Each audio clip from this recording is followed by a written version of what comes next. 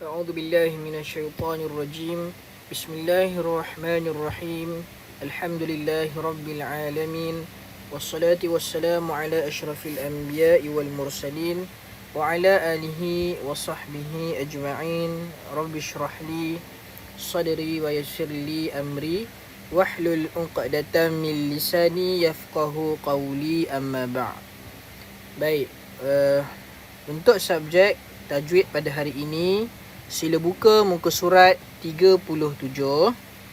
Muka surat 37.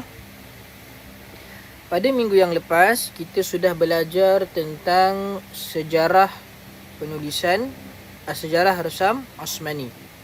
Ya, jadi pada hari ini kita nak sambung pula. Kita nak belajar dua perkara. Ya. Kita nak belajar dua perkara, iaitu, tengok skrin Ustaz. Kita nak belajar tentang nama-nama penulis wahyu semasa zaman Nabi Muhammad sallallahu alaihi wasallam. Ya, nama-nama sahabat yang menulis wahyu, yang menulis ayat Al-Quran. Kemudian kita nak belajar tentang tulisan dan penulisan Al-Quran. Tulisan dan penulisan Al-Quran. Baik. Kita mula. Okey, buka dulu muka surat 37. Kita baca sama-sama. Di antara nama-nama penulis wahyu semasa zaman Nabi Muhammad sallallahu alaihi wasallam. Yang pertama, Abu Bakrin Siddiq. Abu Bakar As-Siddiq. Baik, siapa Abu Bakar As-Siddiq? Abu Bakar As-Siddiq adalah sahabat Nabi yang paling utama. Sahabat Nabi nombor satu sekali siapa? Abu Bakar As-Siddiq. Jadi rupa-rupanya Abu Bakar As-Siddiq pun adalah sahabat yang menulis wahyu pada zaman Nabi SAW. Yang kedua, Umar bin Al-Khattab. Umar bin Al-Khattab. Siapa Umar bin Al-Khattab? Umar bin Al-Khattab adalah sahabat Nabi juga. Ni semua sahabat Nabi lah ni. Tapi Umar bin Al-Khattab adalah sahabat Nabi nombor 2 paling utama. Kemudian yang ketiga, Uthman bin Affan. Uthman bin Affan adalah sahabat Nabi nombor 3 yang paling utama. Kemudian nombor 4, Ali bin Abi Talib. Ali bin Abi Talib. Siapa Ali bin Abi Talib? Sahabat Nabi juga, iaitu nombor 4 yang paling utama.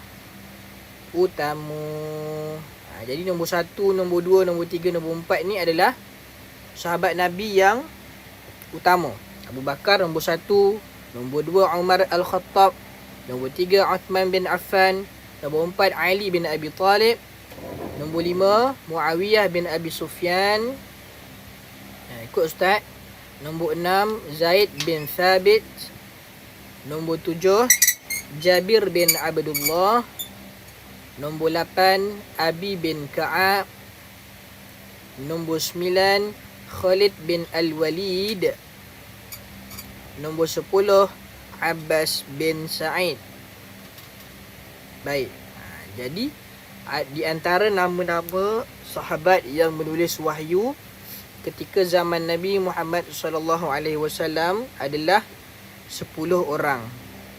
Bukan 10 ini saja, ada ramailah. Tapi ni antara nama-namanya. Baik. Perlu ke hafal semua? Tak perlu hafal semua. Hafal sikit sahaja. Hafal nombor 1 apa? 2, 3 dan 4. Ingat sikit pun dah boleh dah. Kalau ingat semua lagi bagus. Baik, kita sambung sikit. Setelah Rasulullah sallallahu alaihi wasallam berhijrah ke Madinah.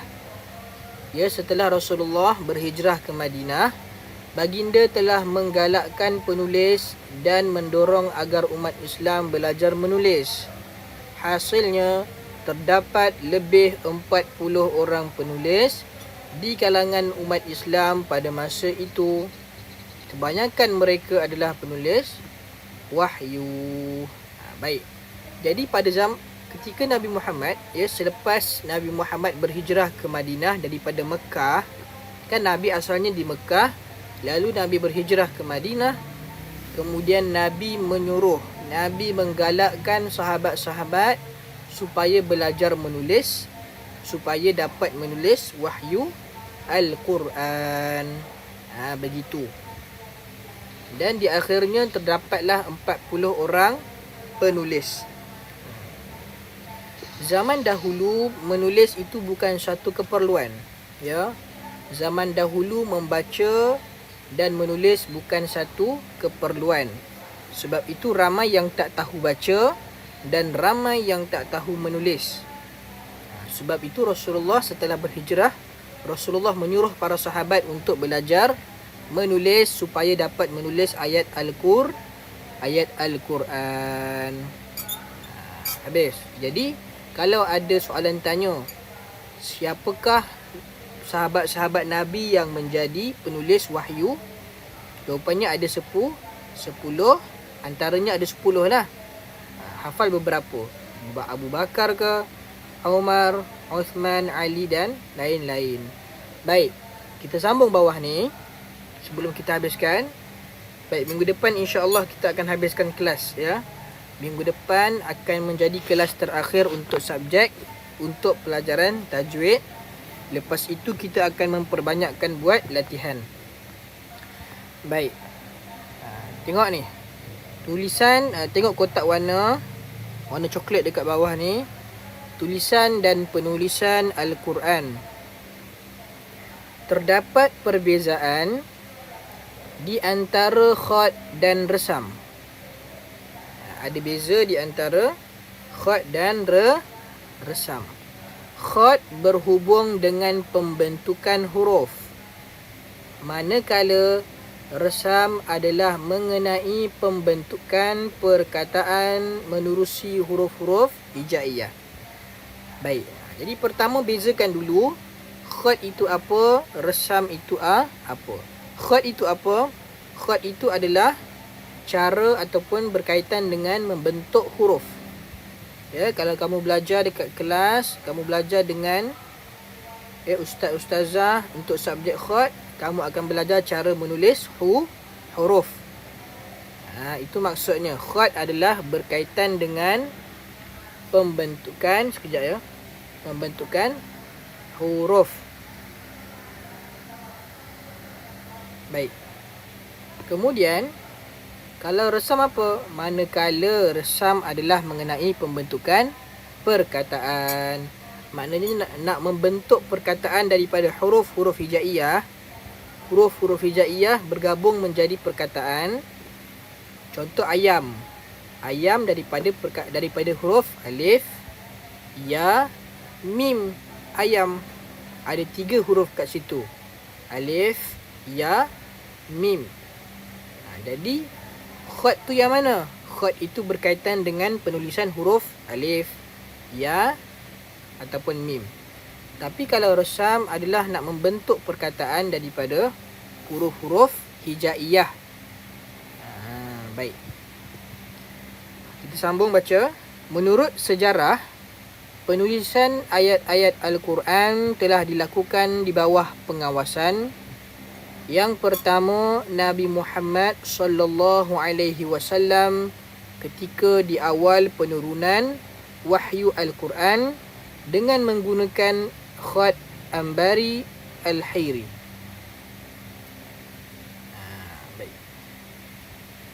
Menurut sejarah, tulisan ayat-ayat Al-Quran ini